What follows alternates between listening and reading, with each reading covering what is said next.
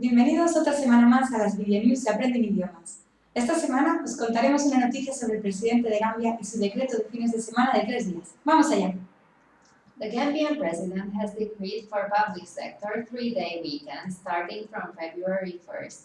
He has added Friday to the regular weekend of Saturday and Sunday, making Friday a day of rest to devote more time to prayers, social activities, and agriculture. In addition, he has also said that government employees will work from 8 a.m. to 6 p.m. Mondays to Thursdays. But this means that government workers may have split weekends and work an extra 10 hours a week. They work from 8 a.m. to 4 p.m. at this time. Working until 6 p.m. means that 8 hours extra, which could be converted into 10 if they have to work on Saturdays too. The president announced that the new working hours would allow go back to the land and grow what we eat and eat what we grow for a healthy and wealthy nation.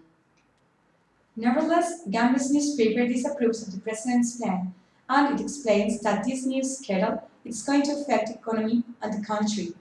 Many employees are concerned about the problems that these changes can create for them. The paper accuses the head of the state of collapsing Gambia's economy and infrastructure. Esto es todo. Hasta la semana que viene. Recordad que tenéis el texto y vocabulario relacionado en nuestro blog, blog.aprendenidiomas.com, y nuestra academia en aprendenidiomas.com. No te lo pierdas. Bye bye.